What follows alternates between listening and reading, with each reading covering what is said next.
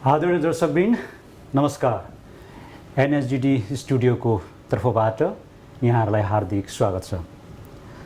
दर्शकवृन्द, आज हामी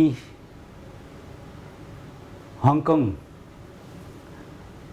यस्तो एउटा सुन्दर ठाउँमा आएको छौँ। त्यो सुन्दर ठाउँमा पनि यो हुङआम अवस्थित हाम्रो नेपाली महावाणिज्य दूतावासका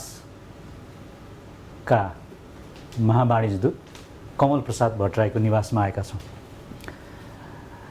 र उहाँ आफ्नो कार्यकाल 4 वर्षे कार्यकाल सम्पन्न गरेर नेपाल फर्किँदै हुनुहुन्छ र यो बीचमा केही भलाकुसारी गरौँ र भेटघाट गरौँ भन्ने उद्देश्यले हामी यहाँ आएका छौँ र उहाँलाई आज उहाँकै स्थानमा उहाँकै निवासमा हाम्रो एनएसडिडी स्टुडियोको तर्फबाट हामी स्वागत गर्न चाहन्छौँ। कमलजी नमस्कार। नमस्कार। एउटा तपाईँ नेपालबाट महावाणिज्य दूतावासको कार्यालयमा एउटा महावाणिज्य दूत भएर आएर एउटा 4 वर्षे कार्यकाल सम्पन्न गरेर जाँदै हुनुहुन्छ। यो 4 वर्षे कार्यकाललाई कसरी आफूलाई मूल्याङ्कन गर्नुहुन्छ? धन्यवाद। यो 4 वर्षे अवधिका लागि आएको करिब 4 वर्ष पुरा भइसकेको छ। सुरुमा आउँदा 4 वर्ष निकै लामो समय हो, कसरी व्यतीत गरिला जस्तो लागिरहेको थियो। तर आज सम्झिँदा हिजो अस्ति भर्खरै आएको 4 वर्ष त यतिकै बितेछ भने जस्तो फिलिङ भएको छ।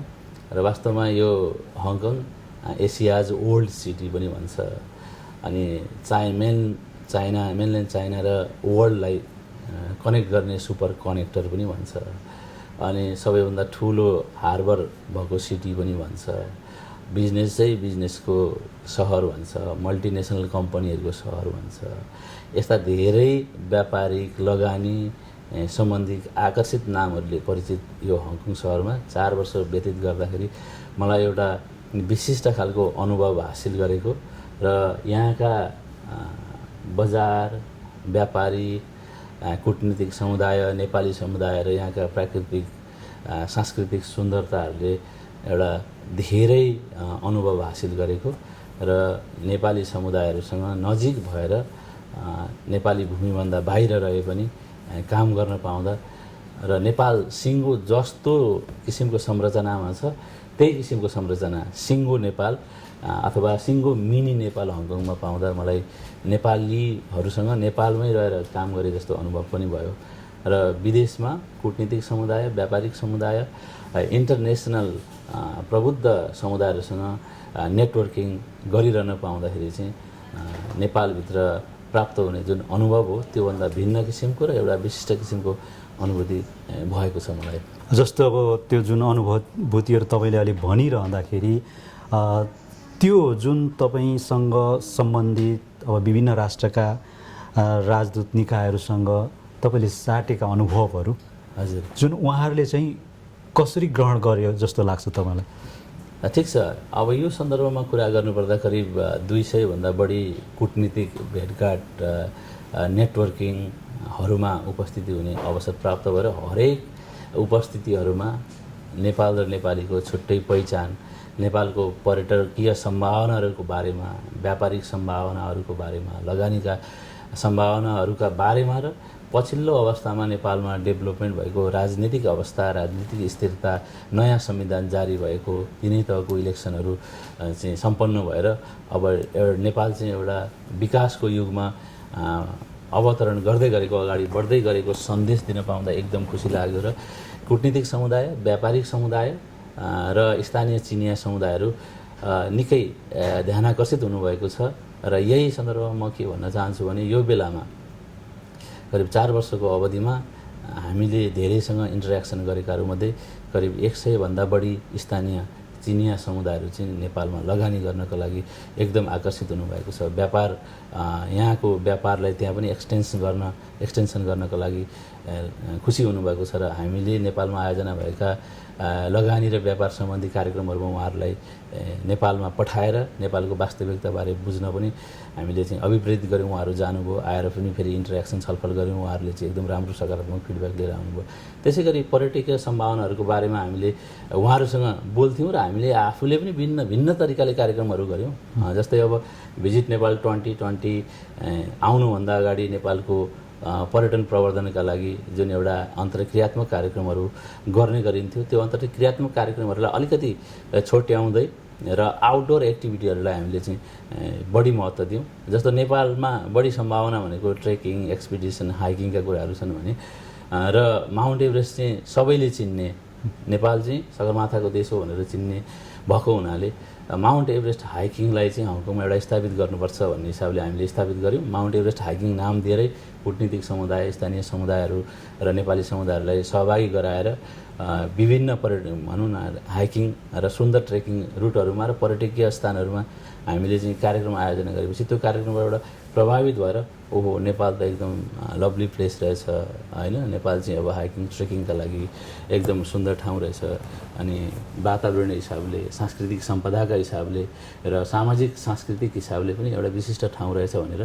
हामीसँग इन्टरेक्सन गर्न पाउनुभयो। सम्पूर्ण नेपालीहरूसँग इन्टरेक्सन गर्न पाउँदा पर्यटकीय क्षेत्रमा पनि ठुलो योगदान पुग्यो र व्यापार र लगानीका क्षेत्रमा पनि राम्रो योगदान पुगेको र सँगसँगै हामीले हाम्रो उपस्थिति दरिलोसँग प्रस्तुत गर्न सकेका कारणले नेपाल एउटा छुट्टै अस्तित्व पहिचान भएको र नयाँ सम्भावना भएको देशको रूपमा हामीले आफ्नो देशलाई स्थापित गराउन सकेको मैले अनुभूति गरेको छु। जस्तो अहिले पहिचानका कुराहरू आइरहेका छन्, जस्तो तपाईँले अहिले भन्नुभयो हामीले इन्टरेक्सन गरेर सम्पूर्ण देशहरूलाई अलिक केही मात्रामा उहाँहरूले जानकारी प्राप्त गर्नुभयो भनेर भन्नुभएको छ, त्यो आफ्नो ठाउँमा छँदैछ। तर त्यसबाट उत्साहित भएर जुन कार्यक्रमहरू राख्नुभयो त्यो हामी एप्रिसिएट गर्छौँ होइन। जुन माउन्ट हाइक भनेर राख्नु भएको थियो त्यो कार्यक्रमबाट कति उत्साहित भएर त्यो ठाउँका मान्छेहरू गएको यस्तो रेकर्डहरू तपाईँहरूलाई यसो कतैबाट जानकारी आएको छ? होइन, हामी यो विषयमा मन्थली डाटाहरू नै हामी प्रस्तुत गर्ने गर्छौँ, मन्त्रालयमा पठाउने गर्छौँ र सुरुका दिनहरूमा म आउनुभन्दा 1 वर्ष अगाडि नेपालमा भूकम्प गएको थियो, ठुलो भूकम्पले पर्यटकीय भिजिटका कार्यक्रमहरू अलिकति स्थगित भएका र टुरिस्टहरू कम मात्रामा जाने गर्थे। त्योभन्दा पछाडि आएर अब भूकम्प गइसकेपछि हामीले पुनर्निर्माणका कार्यक्रमहरू पनि सुरु गरिसक्यौँ। अब नेपाल चाहिँ पर्यटकको हिसाबले पुरानै अवस्थामा फर्किसकेको छ भनेर हामीले जुन एउटा परिचय दियौँ, जुन एउटा एडभोकेसी गऱ्यौँ, त्यो एडभोकेसी गरिसकेपछि उल्लेख्य मात्रामा पर्यटकहरूको सङ्ख्या चाहिँ बढ्दै गएको अवस्था थियो र पछिल्लो अवस्थामा हामीले भिजिट नेपाल 2020लाई मेजर फोकस गरेर कार्यक्रमहरू आयोजना गर्दै थियौँ। तपाईँहरूलाई नि थाहा छ पछिल्लो अवस्थामा जनवरी 5 मा हामीले चाहिँ विशाल एउटा चाहिँ उद्घाटन कार्यक्रम गऱ्यौँ 5 वटा बिग बसमा। के अरे भिजिट 2020 नेपाल भिजिट भनेर प्रमोट गरियो होइन। त्यो सेन्ट्रल वरिपरि अथवा मेजर डेस्टिनेसनहरूमा गरियो। सबैको झाँकी, वेशभूषा, भाषा, बाजा गाजा सहितको चाहिँ प्रस्तुति होला गरेर हिँड्दाखेरि चाहिँ एउटा छुट्टै किसिमको आकर्षण र सायद त्यो बस सञ्चालकले र हामीले बोलाएका निम्तालुहरूले पनि के भन्नुभएको थियो भने यो खालको भिन्न किसिमको टुरिज्म प्रमोसन गर्ने कार्यक्रम त अरू देशहरूले गर्नु पनि भएको थिएन भनेर उहाँहरूले पनि भन्नुभयो र कतिपय विदेशी कूटनीतिक नियोगका म जस्तै महावाणिज्य दूतहरूले यो कार्यक्रम कसरी गर्न सकिँदो रहेछ, कता कताबाट चाहिँ अब यो अनुमति माग्नु पर्दो रहेछ अनि कसरी चाहिँ रुट पर्मिसन लिनुपर्दो रहेछ भनेर हामीसँग जिज्ञासा राख्दाखेरि चाहिँ उहाँहरू पनि पक्कै प्रभावित हुनुभएको हामीले पायौँ होइन।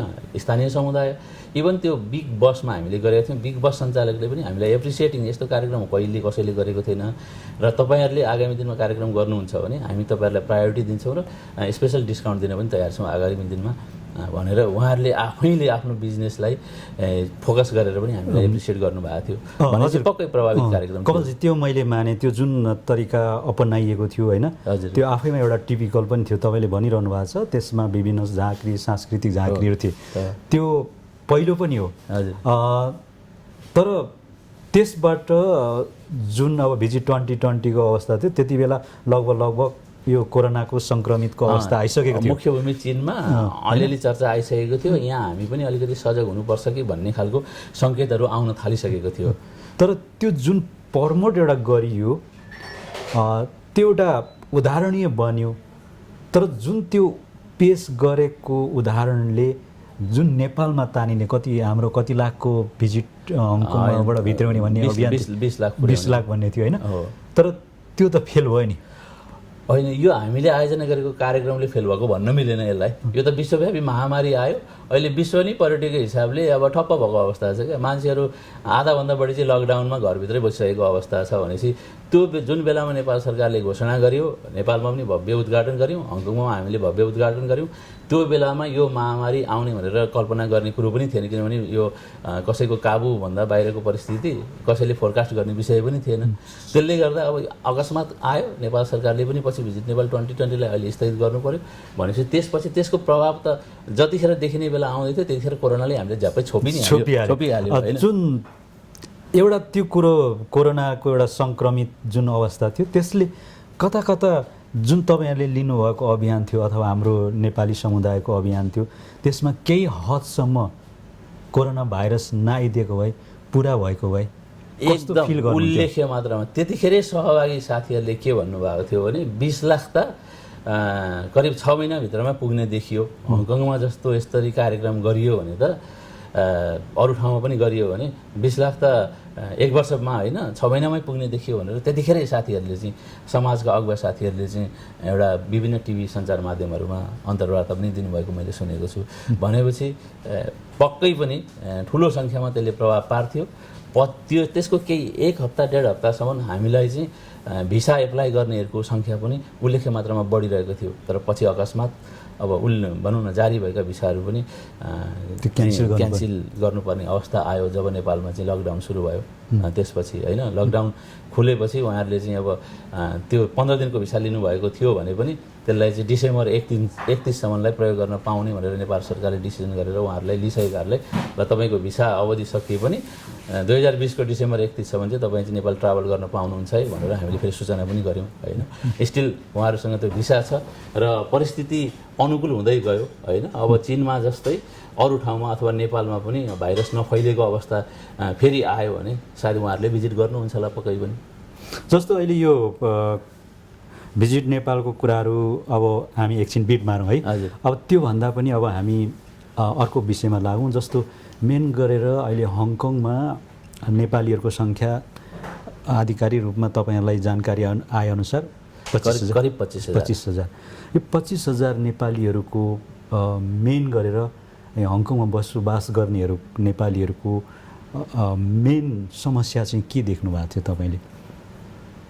यहाँ रहनु हुने नेपालीहरूको समस्या चाहिँ अत्यन्त भाग्यशाली ठान्छु। एउटा नेपाली भएर नेपाली पासपोर्ट र नागरिकता होल्ड गर्दा गर्दै हङकङको आइडी होल्ड गर्न पाउनु एउटा ठुलो सौभाग्यको कुरो हो। र नेपाली पासपोर्ट र नागरिकता त्यागेर पनि हङकङको आइडी होल्डर अथवा ब्रिटिस नागरिक हुन पाउनु एकदम ठुलो सौभाग्यको कुरो। त्योभन्दा माथि हङकङ भनेको रोजगारीका हिसाबले अत्यन्त आकर्षक तलब पाउने ठाउँ हो। व्यापार गर्नका लागि संसारको व्यापारिक हब भएको हुनाले व्यापार गर्न पनि उत्तिकै सम्भावनाहरू छ। पर्यटकहरू धेरै आउँथे भनेपछि जुनसुकै खालको व्यापार गर्दाखेरि रोजगारी गर्दाखेरि पनि सफल हुन सक्ने धेरै अर्थ उपार्जन गर्न सक्ने ठाउँ थियो र त्यस्तो ठाउँमा बस्न पाउनु अनि उच्च मानवाधिकार भएको ठाउँ, अब महिला अधिकार भएको ठाउँ, सुरक्षा राम्रो भएको ठाउँ र वातावरणीय र तापक्रमका हिसाबले पनि अत्यन्त अब हामीलाई धेरै अनुकूल क्या। अब सामान्य यो ह्युमिडिटी भन्ने कुरादेखि बाहेक जाडोमा एक्सट्रिम जाडो छैन, गर्मीमा एक्सट्रिम गर्मी छैन। हामी नेपालको तराईतिर बसिरहेको मान्छेहरूलाई त यो बाह्रैकाल चाहिँ कम्फर्टेबल ठाउँ छ भनेपछि उल्लेख्य मात्रामा नेपालीहरूलाई त्यस्तो ठुलो भनौँ न धेरै अप्ठ्यारो पर्ने किसिमका समस्याहरू छ त तपाईँहरूले पनि सायद देख्नुभएको छैन, हामीले पनि त्यति देखेका छैनौँ। किनभने हामी एकदम प्रिभिलेज्ड अवस्थामा छौँ क्या हङकङको नेपालीहरू चाहिँ। अरू ठाउँमा बस्ने जस्तो हामीले त खाडीमा जानुहुने नेपालीहरूलाई पनि हेर्नुपर्ने हुन्छ। युरोपतिर जाने नेपालीहरूलाई हेऱ्यौँ भने एक्सट्रिम जाडोको अवस्थाहरू पनि उहाँले भोग्नुपर्छ। कुनै ठाउँमा एक्सट्रिम गर्मी छ, कुनै ठाउँमा स्यालेरी कम छ। अनि यहाँको जस्तो पर्मानेन्ट आइडी भएर नेपालको पनि सिटिजनसिप होल्ड गर्दा गर्दै हङकङमा बस्ने, नेपालमा जाँदाखेरि पनि भनौँ न भिसा लिनु नपर्ने, हङकङ आउँदाखेरि पनि आइडी कार्ड सो गर्ने, भिसा लिनु नपर्ने, त्यो खालको चाहिँ एकदम स्पेसल खालको प्रिभिलेज त हङकङवासी नेपालीहरूले पाउनु भएको छ। यो गौरवको विषय पनि हो र यहाँ सबै कुराहरू चाहिँ भनौँ न नेपालीहरूले सोचेको भन्दा उत्तम खालको चाहिँ व्यवस्था भएको हुनाले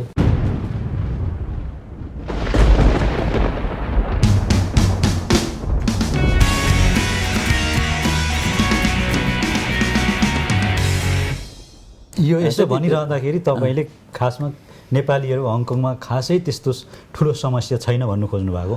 नेपालीहरूमा हामीले सगौरव भन्नुपर्छ, अरू ठाउँमा रहनुहुने नेपालीहरूले जस्तो उल्लेख गर्न योग्य खालको साह्रै अप्ठ्यारो पर्ने खालको समस्याहरू भोग्नु परेको छैन जस्तो मलाई लाग्छ। किनभने म 4 वर्ष यहाँ बस्दाखेरि कसैले पनि मलाई रोजगारीको सम्बन्धमा यो समस्या पर्यो, मलाई चाहिँ बसोबासको सम्बन्धमा यस्तो समस्या पर्यो, मलाई व्यापार व्यवसायको सम्बन्धमा यस्तो समस्या पर्यो, मलाई चाहिँ भिसामा आउन जानको लागि यस्तो समस्या पर्यो, होइन, औषधि उपचारमा समस्या पर्यो अथवा एजुकेसनमा समस्या पर्यो, कुनै समस्या लिएर होइन, त्यो स्पेसल समस्या लिएर कोही पनि आउनु भएन। भनेपछि मैले बुझेको र यहाँहरू सबैले भोगेको पनि सायद सत्य त्यही नै होला जस्तो लाग्छ। जस्तो अहिले यो हङकङमा एक प्रकारले केही क्रिमिनलहरू पनि भइराखेकै हुन्छन्। अब हुन त शान्ति भए पनि एकदम कडा नियम भए पनि काहीँ न काहीँ त्यस्तो घटनाहरू भइराखेको हुन्छ। यो सन्दर्भमा नेपालीहरू अहिले कतिका यस्तो क्रिमिनल केसमा पक्राउ पर्ने बित्तिकै यहाँको सम्बन्धित पुलिस डिपार्टमेन्टले तपाईँलाई जानकारी गराउँछ कि गराउँदैन? आउँछ। यो चाहिँ महिनामा करिब 4-5 वटा केसहरू आउँछ, महिलाको पनि आउँछ, पुरुषको पनि आउँछ र विभिन्न खालका इलिगल एक्टिभिटीहरू भएका कुराहरू चाहिँ धेरै आउँछन् र क्रिमिनल एक्टिभिटी भएको चाहिँ अलिक भनौँ न धेरै कम मात्रामा आउँछन्। अब इलिगल एक्टिभिटीहरू भन्नाले चाहिँ अब जस्तो ओभरस्टे बस्ने होइन, अनि अब सामान हराएको ओरेको अनि सामान्य चिटिङ भनाभनका कुराहरू आउँछन् भने अब क्रिमिनल एक्टिभिटी भनेको त अब क्राइमको परिभाषाभित्र पर्ने एक्टिभिटीहरू चाहिँ अलिकति कम सङ्ख्यामा आउने गर्छन् र मन्थली एभरेज करिब 5-6 वटाको सङ्ख्यामा चाहिँ त्यस्ता केसहरू आउँछन्। पुलिस डिपार्टमेन्टले हामीले पठाइरहेको हुन्छ अनि हामी त्यसलाई चाहिँ अपडेट गरेर चाहिँ राख्छौँ र उहाँहरूले यो 2 महिनाको लागि चाहिँ डिटेन्सनमा छ अथवा 6 महिनाको लागि करेक्सनल सेन्टरमा राखेको छ अथवा यसको केस चाहिँ अब यो मितिमा चाहिँ अदालतमा पेश गर्छौँ अथवा यसको अदालतको फैसला अनुसार यो के अरे जेल भुक्तानी अवधि यो मितिमा सकिन्छ र यसलाई चाहिँ डिपोर्टेसन गर्नुपर्ने अवस्थामा छ, त्यसले गर्दा निजको कागजपत्र बनाइदिनु पर्यो भनेर हामीलाई त्यस्तो खालको परिपत्र तपाईँलाई आउँछ। डिपोर्टेसन कति भयो छ अहिले तपाईँको कार्यकालमा? म आइकन करिब 5जना चाहिँ डिपोर्टेसन हुनुभएको छ।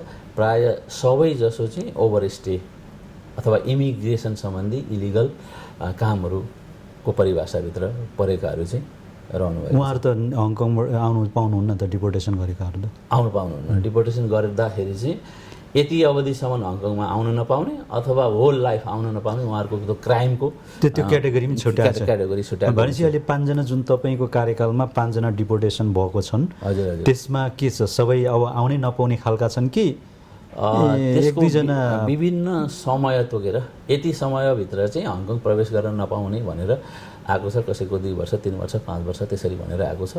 होल लाइफ नै आउन नपाउने भन्ने खालको त्यस्तो केसहरू चाहिँ छैन। त्यो चाहिँ अब स्ट्रङ खालको अथवा एकदम खराब खालको क्रिमिनल एक्टिभिटीमा पऱ्यो भने त अब सायद अब जेल अवधि पनि यहीँ पनि लामो हुन्छ र लामो अवधि जेल भुक्तानी गरिसकेपछि पठाएपछि फेरि आउन नपाउने नै गर्छ। हरेक देशले गर्छ, हङकङले पनि त्यही नै गर्छ।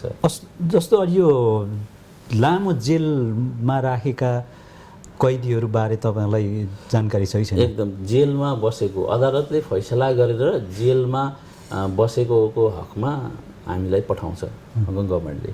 कति छ अनुमानित? 2 दर्जनको सङ्ख्यामा त्यस्ता नेपालीहरू हुनुहुन्छ। उनीहरू आजीवन हो कि एक प्रकार कसैको चाहिँ 3 वर्ष, 4 वर्ष, 5 वर्ष, बढीमा 10 वर्षभन्दा बढी भएको केसहरू छैन जस्तो लाग्छ अहिलेसम्म। त्यो चाहिँ तपाईँहरूलाई पुलिस डिपार्टमेन्टले ल यो आइडी होल्डर अथवा यो नेपाली यसको प्रक्रिया चाहिँ यो यस्तो छ भन्ने खालको चाहिँ तपाईँलाई जानकारी आउँछ होइन?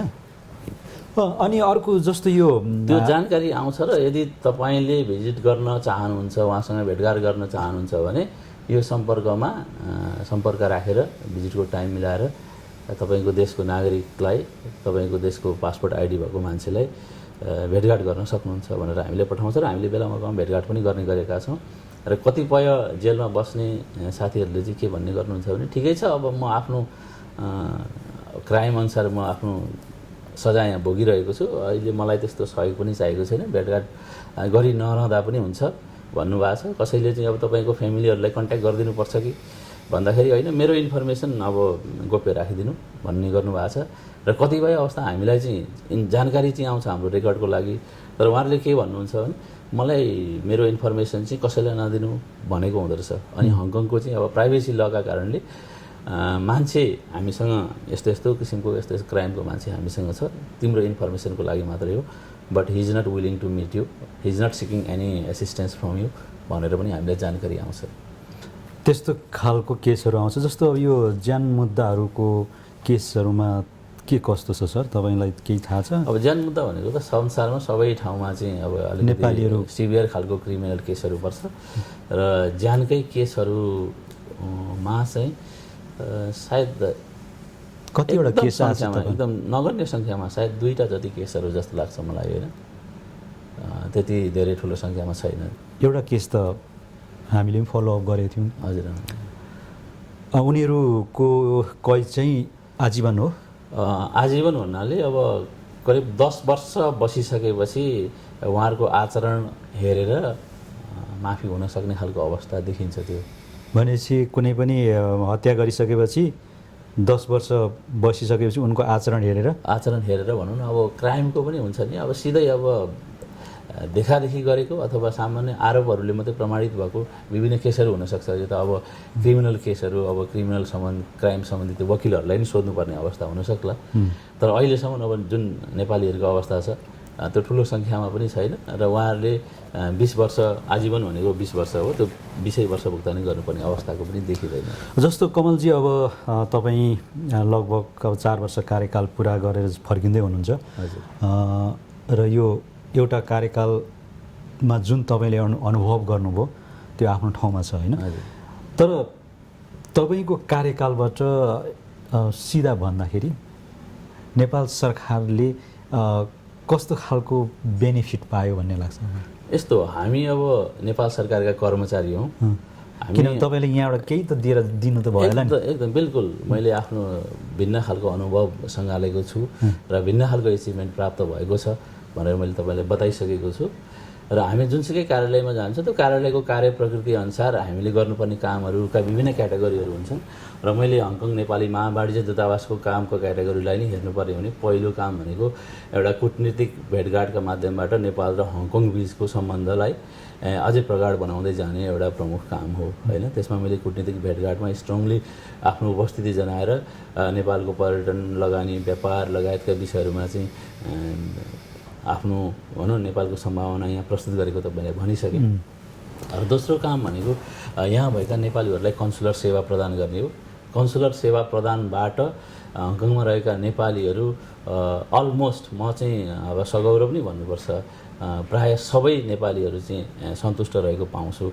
यदाकदा कसैलाई भनौँ न, अब यो स्पष्ट रूपले नहुने काम हो, तपाईँको काममा चाहिँ हामी सहयोग गर्न सक्दैनौँ भने बापत उहाँहरूलाई चाहिँ यहाँबाट बेखुसी भएको हुनसक्छ यदाकदा कसैलाई, जुन कुरा चाहिँ हामीलाई कानुनी रूपले बाध्यात्मक रूपले चाहिँ उहाँहरूलाई सहयोग गर्न नसकेको अवस्थामा हामीले स्पष्ट बताइदिएको अवस्थामा उहाँहरू असन्तुष्ट भएको अवस्थादेखि बाहेक बाहिर कुनै पनि हिसाबले कन्सुलेटबाट यस्तो सेवा चाहिँ हुनुपर्ने सही सेवा पाइएन अथवा गलत तरिकाले कन्सुलेटले सेवा दियो, होइन, सही तरिकाले होइन गलत तरिकाले सेवा दियो भन्ने किसिमको त्यो कुनै पनि पाइएको छैन। सायद तपाईँहरूले पनि त्यस्तै किसिमको पाउनुभएको होला।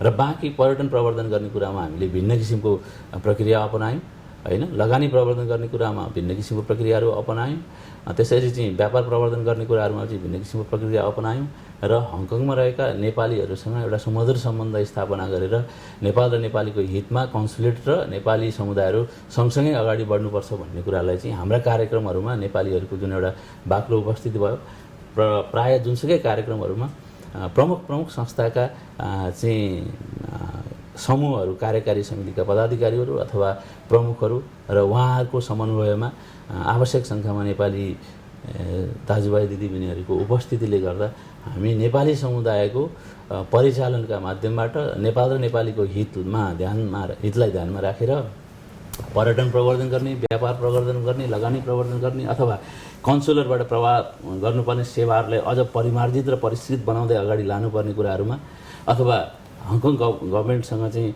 नजिकको सम्बन्ध राखेर हामीले प्राप्त गर्नुपर्ने एचिभमेन्टहरू प्राप्त गर्ने कुराहरूमा चाहिँ अगाडि बढ्ने कुरामा उहाँहरूले दिनुभएको सुझावलाई हामीले मनन गऱ्यौँ र कार्यान्वयन पनि गऱ्यौँ। जस्तो कन्सुलर सेवाको सन्दर्भमा सुरुमै हामी तपाईँहरू जस्तै पत्रकार साथीहरू र हङकङका सामाजिक अगुवाहरूसँग हामीले छलफल गऱ्यौँ। अनि बिदाको दिन भनेको सन्डे हो, तर सन्डे चाहिँ कन्सुलेट बन्द हुँदाखेरि नेपालीहरूले कन्सुलेटमा सेवा लिन आउँदाखेरि आफूले एक दिनको रोजीरोटी गुमाएर आउनुपर्ने अथवा छुट्टी लिएर आउनुपर्ने अवस्था हुनसक्छ। त्यसले गर्दा सकिन्छ भने सन्डे एक दिन खोलिदिउँ न त भन्ने सुझाव आयो। हामीले 1 वर्षसम्म कन्टिन्यू गऱ्यौँ। धेरै नेपाली समुदायहरू चाहिँ लाभान्वित हुनुभयो। मकाउमा जाँदा मकाउमा पनि अब कार्यालय छैन, हामी टाढा छौँ, हामीलाई चाहिँ अलिकति फ्रिक्वेन्ट र फिक्स्ड डेट अनुसार सर्भिस चाहियो भने चाहिँ हामीले 2 दिन सेवा प्रवाह गर्ने, महिनाको 2 दिन सेवा प्रवाह गर्ने एउटा रुटिन जारी गऱ्यौँ, स्पष्ट स्थान तोकिदिउँ भनिसकेपछि त्यहाँबाट उहाँहरू चाहिँ एकदम खुसी। अहिलेसम्म त्यस्तो बेखुसी भएको हामीले फिडब्याक पाएका छैनौँ। यो तपाईँले गर्दै गरेका कार्यक्रमको कुराहरू पनि भयो, फेरिस्ती पनि भयो। अब जस्तो यसमा कतिपय कुराहरू गुनासाहरू पनि आएका छन्। जस्तो नेपालको यो प्रजातन्त्र दिवस होइन मनाउँदाखेरि अलिकति नेपाली जुन जनमानसमा पुग्न नसकेको गुनासाहरू आएका छन्, त्यो बारे के भन्नुहुन्छ? कुनै एक समय तपाईँले त्यहाँ हङकङ त्यो इन्टरनेसनल के भन्ने ठाउँमा गर्नुभएको थियो, सेन्ट्रलको फरेन करेस्पोन्डेन्ट त्यहाँ गर्नुभएको थियो। त्यस पछाडि गत साल त निवासमै गर्नुभयो। गत साल निवासमा निवासका कुरा चाहिँ यहाँ हार्बर ग्रान्ड कौलुनमा गरेका थियौँ। यही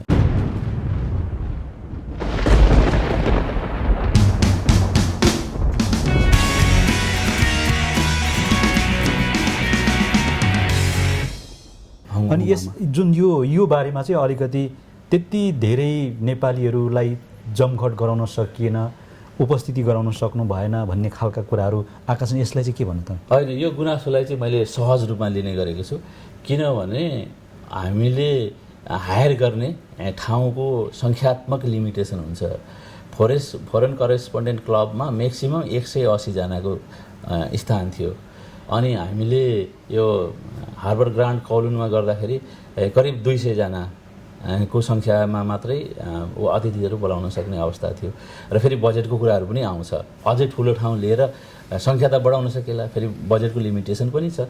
भनिसकेपछि फेरि पहिलो नेसनल डे जस्तो कार्यक्रममा जुनसुकै दूतावासको पहिलो प्राथमिकता भनेको विदेशी कूटनीतिक समुदाय, स्थानीय चिनिया समुदाय, यहाँको सन्दर्भमा चिनिया समुदाय भन्नु पऱ्यो होइन। अब अरू ठाउँमा त्यहीँको स्थानीय समुदाय हुन्छ। उहाँहरूलाई र नेपालीहरूको हकमा चाहिँ विभिन्न संस्थाका प्रमुखहरूलाई प्रतिनिधिमूलक रूपले सहभागिता गराउने भन्ने हुन्छ। भनिसकेपछि अब त्यो सङ्ख्याको लिमिटेसन, बजेटको लिमिटेसनभित्र रहेर हामीले बोलाउँदाखेरि पक्कै पनि 25,000 नेपालीलाई हामीले बोलाउन सक्ने अवस्था थिएन होइन। अब संस्थागत हिसाबले हेर्ने हो भने पनि यहाँ हङकङमा धेरै संस्थाहरू चाहिँ दर्ता हुनुभएको छ। 200 भन्दा बढीको सङ्ख्यामा नेपाली संस्थाहरू दर्ता भएको अवस्था। भनेपछि विदेशीहरू बोलाउँदा यहाँ चाहिँ 125-26 वटा चाहिँ कूटनीतिक निकायहरू नै छन्। प्रत्येकको चिफलाई बोलाउनु पऱ्यो। नजिककोलाई चाहिँ चिफ सँगसँगै जोडीलाई पनि बोलाउनु पऱ्यो, श्रीमान श्रीमती बोलाउनु पऱ्यो। अनि हङकङ सरकारको पनि मेजर श्रीमान श्रीमती सहित बोलाउनु पऱ्यो, चलनै हुन्छ। अनि अब बोलाउँदै करिब चाहिँ 150को सङ्ख्यामा कूटनीतिक समुदाय र स्थानीय समुदाय नै भइसक्नुहुन्छ। भनेपछि हामीसँग करिब 25-30 जनादेखि 50 जनासम्म मात्रै नेपालीहरूलाई बोलाउन सक्ने अवस्था हुन्छ। त्यो अवस्थामा प्रतिनिधिमूलक हिसाबले मुख्य संस्थाका प्रमुखहरूलाई बोलाउने, मुख्य व्यापारिक कार्यहरूमा संलग्नहरूलाई बोलाउने, लगानीमा चाहिँ अलिकति इन्ट्रेस्ट राख्ने साथीहरूलाई बोलाउनु पर्ने हुनाले सबैलाई बोलाउन सक्ने अवस्थै हुँदैन। 25,000लाई बोलाउन सकिँदैन। त्यसले गर्दा त्यो गुनासोलाई मैले सामान्य रूपले लिने गरेको छु।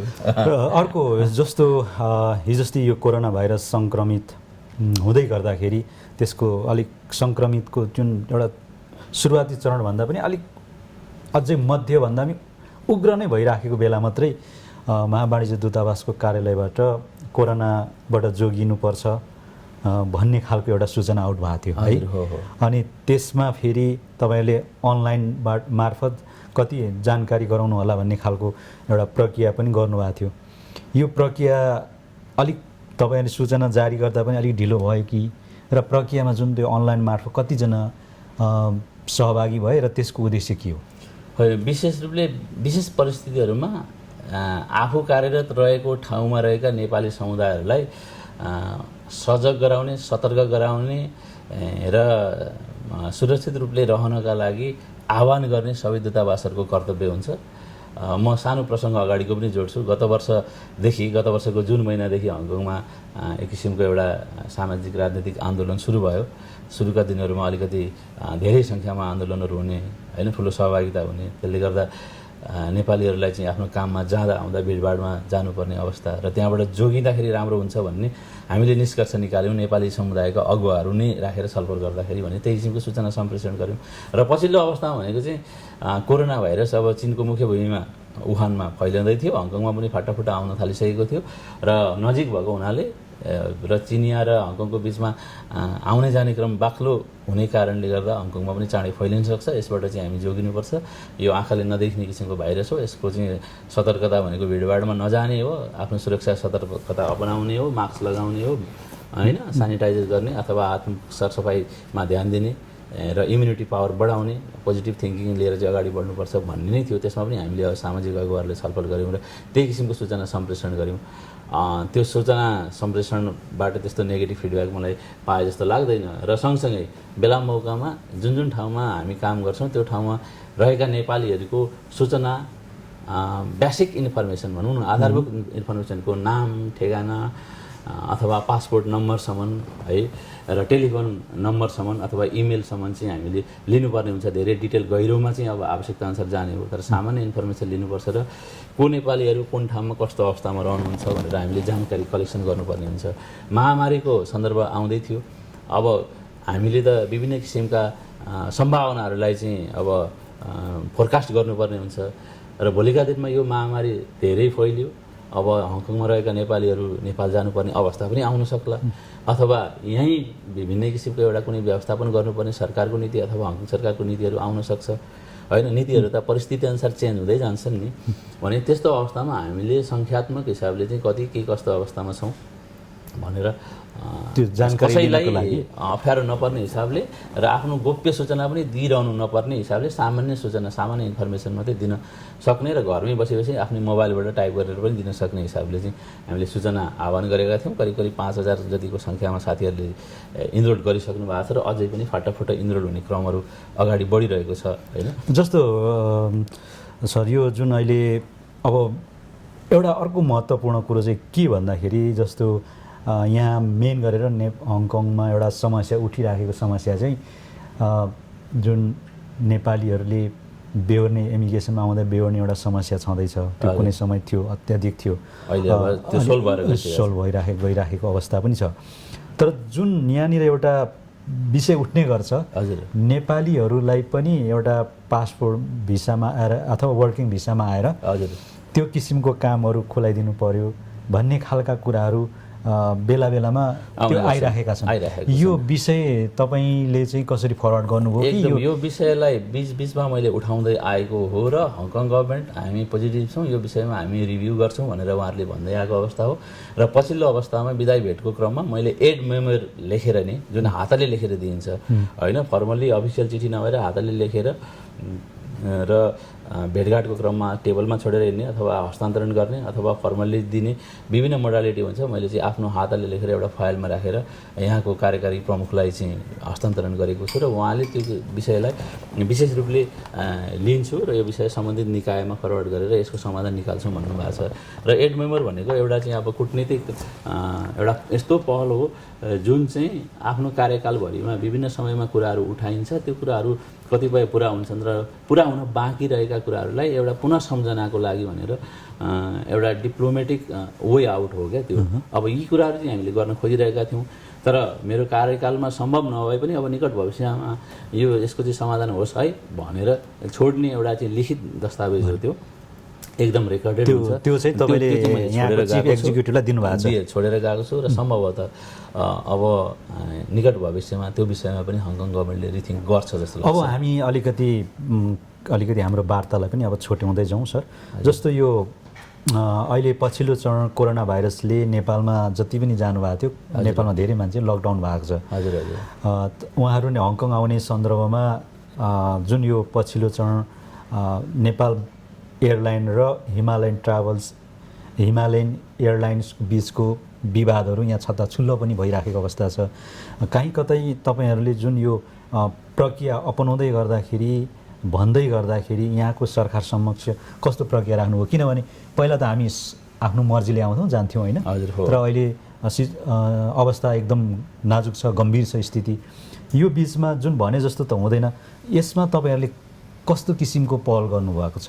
तपाईँले नै भनिहाल्नु, यो एउटा विशेष परिस्थिति हो। अरू बेला जस्तो रेगुलर फ्लाइटमा चढेर आउन सक्ने अवस्था होइन।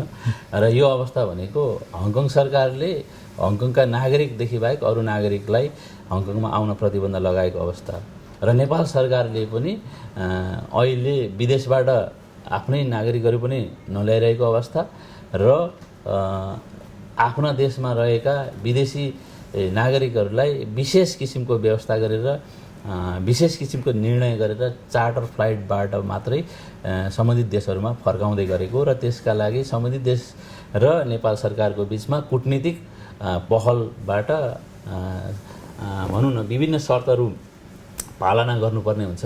ती शर्तहरू पुरा गरेर मात्रै पठाउन सक्ने विशेष परिस्थिति हो। यो विशेष परिस्थितिमा हङकङमा नेपालमा लकडाउन सुरु भइसकेपछि, अन्तर्राष्ट्रिय उडान रोकिसकेपछि रोजगारीका लागि अथवा व्यापार व्यवसायका लागि अथवा पढाइका लागि यहाँ आउनुपर्ने तर नेपालमा रोकिएर रहनुभएको र हङकङ आइडी होल्डर नेपाली तथा हङकङकै नागरिक, मकाउको नागरिकहरू पनि केही हुनुहुन्छ। उहाँहरूले आउनका लागि हामीलाई इमेल पनि पठाउनु भयो। इमेल पठाइसकेपछि हामीले यहाँको वस्तुस्थिति बुझेर नेपाल सरकारलाई यसरी चाहिँ हङकङमा अड्केर रहनुभएको स्ट्रान्डेड नेपाली भन्छ अङ्ग्रेजीमा, उहाँहरू चाहिँ आउन चाहनुहुन्छ, यसरी चाहिँ हामीलाई इमेल पठाउनु भएको छ भनेर इन्डिभिजुअल इमेलको बारेमा नि हामीले जानकारी पठायौँ। र तत्कालै हङकङ गभर्मेन्टको पोलिसी के हो त होइन, अब यो अहिले विशेष परिस्थितिमा विदेशी नागरिकलाई त ल्याउन दिने नीति छैन, तर हङकङ आइडी होल्डरलाई नेपालीहरू जो नेपालमा रहनुभएको छ उहाँहरू आउन पाउनुहुन्छ कि हुँदैन, हङकङ गभर्मेन्टको पोलिसी के हो भनेर हामीले लिखित रूपले सोध्यौँ। उहाँले चाहिँ हङकङ सिटिजनलाई, हङकङ आइडी होल्डरलाई हङकङमा आउनको लागि नीतिगत हिसाबले कुनै समस्या छैन, तर केही शर्तहरू छन्, यी शर्तहरू पुरा गर्नुपर्छ भनेर हामीले जानकारी पठाइसकेपछि हामीले नेपाल गभर्मेन्टलाई ल यसरी आउन चाहनुहुन्छ, इन्डिभिजुअल पनि आउनुहुन्थ्यो, पछि गैर आवश्यक नेपाली सङ्घले पनि निवेदन दिनुभयो, हङकङ नेपाली महासङ्घले पनि दिनुभयो होइन, यहाँ स्थानीय पोलिटिकल पार्टीहरू पनि हामीसँग भेटघाट गर्न आउनुभयो। त्यसै गरी विभिन्न यो के अरे ट्राभल एजेन्सीहरूको एउटा समुदाय छ, उहाँहरूले पनि हामीलाई चाहिँ निवेदन दिनुभयो। निवेदन दिइसकेपछि ल हङकङ गभर्मेन्टको पोलिसी पोजिटिभ रहेछ, अब नेपाल सरकारको पोलिसी नीतिगत अवस्था के छ त्यो विषयमा आवश्यक निर्देशन निर्णयका लागि भनेर परराष्ट्र मन्त्रालय मार्फत नेपाल सरकारलाई हामीले पठायौँ। त्यो विषयमा नेपाल सरकारले पछि निर्णय गर्यो, ठिक छ सम्बन्धित देशको मान्छेहरूलाई हामीले चाहिँ कूटनीतिक पहल मार्फत पठाइरहेका छौँ। अब हङकङ आइडी होल्डरहरू नेपालीहरू हुनुहुन्छ र जान चाहनुहुन्छ भने जान दिने विषयमा नेपाल सरकार पनि नीतिगत हिसाबले सकारात्मक छ भनेर नेपाल सरकारको कुरा आइसकेपछि चाहिँ अब हामीले ल नेपाल सरकार पनि पोजिटिभ, हङकङ सरकार पनि पोजिटिभ हुनाले सम्बन्धित पक्षहरू मिलेर भनेको कुनै ट्राभल एजेन्सी अथवा आउन चाहने मान्छे र ल्याउने सवारी साधन अथवा हवाईजहाज भनौँ न, हवाईजहाज कम्पनी मिलेर आउन सक्ने रहेछ भनेर ल त्यसै किसिमको पहल गर्नुहोस् भनेर हामीले चाहिँ सूचना भनौँ नेपाल सरकारलाई सूचना पठाइसकेपछि नेपाल सरकार र अमुक ट्राभल एजेन्सीहरूको बिचमा र अमुक एयरलाइन्सको बिचमा विभिन्न सम्झौताहरू भए र सम्झौता अनुसार यो मितिमा यो जहाजमा यसरी चाहिँ यति यति नागरिकहरू आउने भनेर नेपाल सरकारबाट समाचार होइन, नेपाल सरकारबाट अनुमति, फाइनल अनुमति, शर्तहरू छन्, यी शर्तहरू पुरा गरेर अनुमति लिइदिनका लागि भनेर हामीलाई आइसकेपछि हामीले एउटा अमुक एयरलाइन्सको बारेमा अनुमति माग्यौँ र त्यो विषयमा हङकङ सरकारले फेरि चाँडै नै हामीले निर्णय पठायो।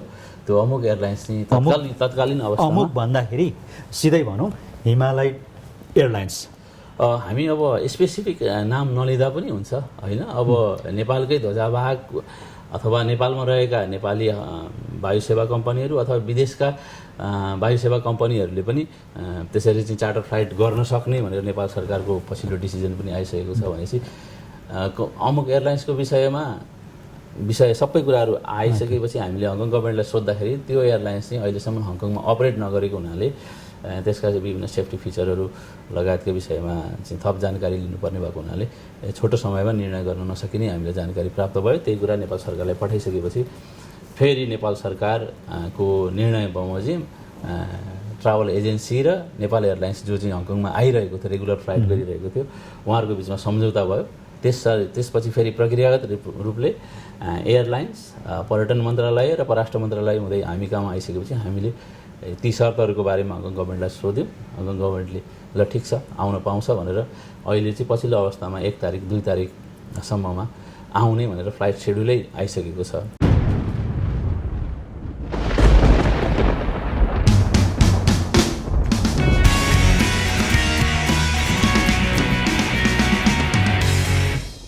यो जुन 1-2 को कुरा है, जुन 1-2 को कुराहरू त्यो जुन तपाईँहरूको माझमा यो हङकङका जति पनि अब को आउन चाहनेहरूको रेकर्डहरू त तपाईँहरूको माझमा आएको होला, आएको छ होइन? अब त्यसमा जति पनि उहाँहरूले तपाईँहरूलाई दिनुभएको छ त्यो उहाँहरू सम्पूर्ण सबै हङकङ आउनु पाउनुहुन्छ कि आउनु पाउनुहुन्न अहिलेको स्थितिमा? हङकङ सरकारले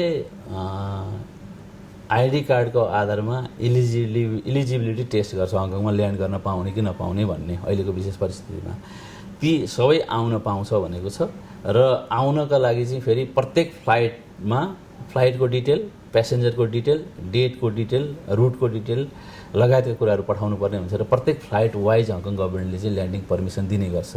भनेपछि अहिले पछिल्लो अवस्थामा चाहिँ नेपाल एयरलाइन्सका 3वटा फ्लाइटलाई चाहिँ ल्यान्डिङ परमिसन दिइसकेको अवस्था छ।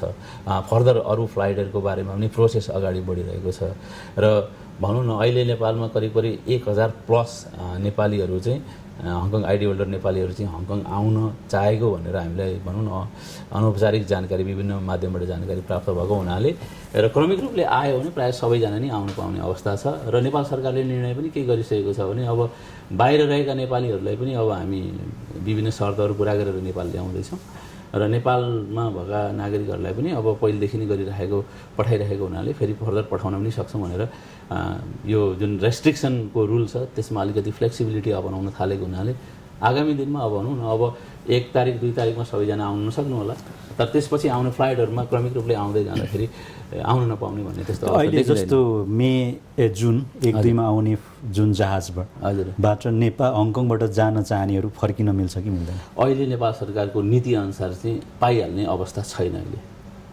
भनेपछि फर्किने सम्भावना ज्यादै कम छ। अहिलेसम्मको नेपाल सरकारको नीति भनेको ल्याइहाल्ने छैन, तर हिजो मात्रै उच्च स्तरीय कोभिड-19 सम्बन्धी नेपाल सरकारको एउटा उच्च स्तरीय समिति छ, माननीय उप प्रधानमन्त्रीजीको संयोजकतामा गठन भएको।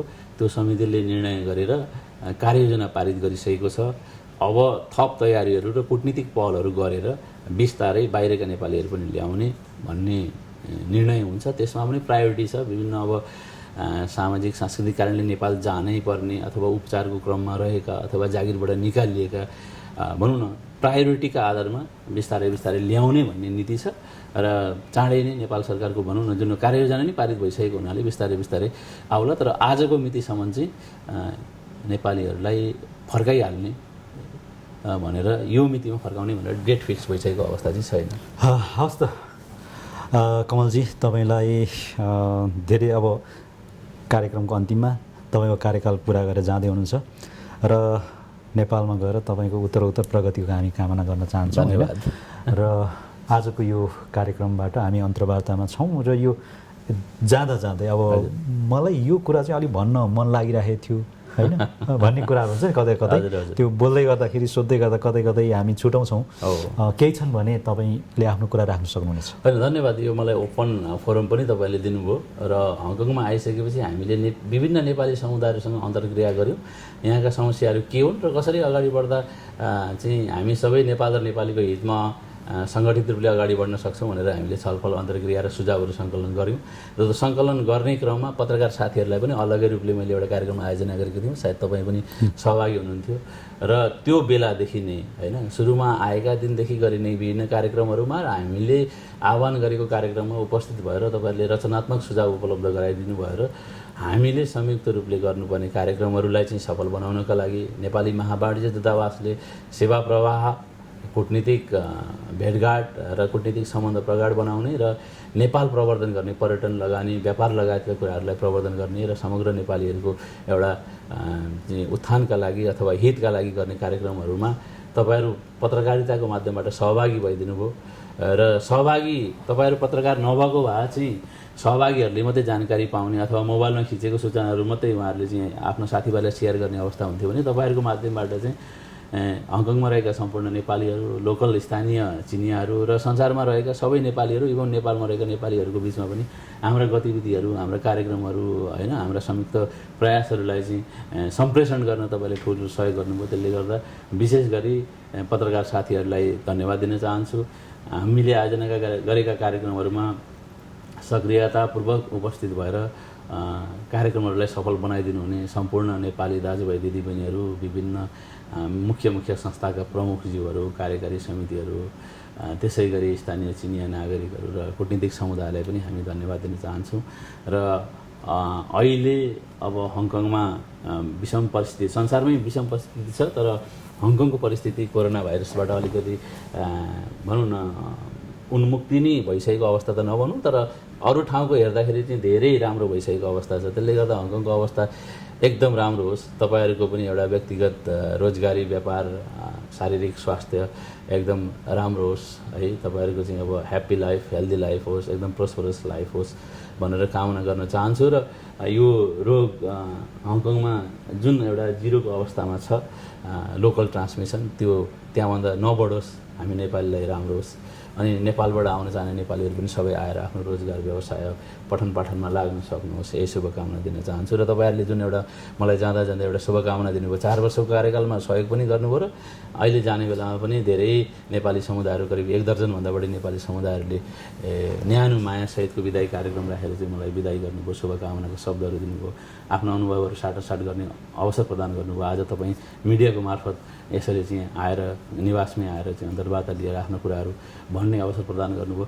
यहाँहरू सबैलाई हृदयदेखि नै धन्यवाद दिन चाहन्छु। म विशेष किसिमको विशिष्ट अनुभूति लिएर जाँदैछु र यो अनुभूतिबाट मेरो आगामी कार्य सम्पादनमा पक्कै पनि सहयोग हुनेछ र तपाईँ हाम्रो बिचको एउटा सम्पर्क सञ्जालका मार्फत आगामी दिनमा पनि हुनेछ। व्यक्तिगत एउटा हितैषी भाइचाराको सम्बन्धदेखि लिएर नेपाल र नेपालीको हित गर्ने विषयमा विभिन्न व्यापारिक र व्यावसायिक कार्यक्रमहरूमा पनि हाम्रो भेटघाट निरन्तर रहिरहोस्। म आफ्नो तर्फबाट तपाईँहरूसँग सधैँ नजिक रहिरहनेछु, तपाईँहरू पनि नजिक रहिरहनुहोस्। तपाईँहरूलाई फेरि उत्तरोत्तर प्रगतिको कामना सहित धन्यवाद भन्न चाहन्छु। नमस्कार। दर्शकवृन्द, अहिले उनी हङकङ महावाणिज्य दूत कमल प्रसाद भट्टराईसँगको भलाकुसारी हामीले अन्तमा बिट मार्दैछौँ। यहाँहरूले हेरेर प्रतिक्रियाहरू दिन सक्नुहुनेछ र यो प्रतिक्रिया दिँदै गर्दाखेरि जुन उहाँको अझै कार्यकालमा घटेका घटनाहरूका बारे प्रतिक्रिया दिँदाखेरि आउँदा दिनहरूमा उहाँलाई पनि केही गल्तीहरू यदि छन् भने सच्याउने मौका पनि मिल्छ। त्यही भन्ने उद्देश्यले पनि हामीले उहाँको निवासमा अन्तर्वार्ता लिएका थियौँ। हवस् त, आजको मेरा पाहुना हङकङका लागि महावाणिज्य दूत कमल प्रसाद भट्टराई सहित मलाई पनि बिदा दिनुहोस्। हवस् त, नमस्ते।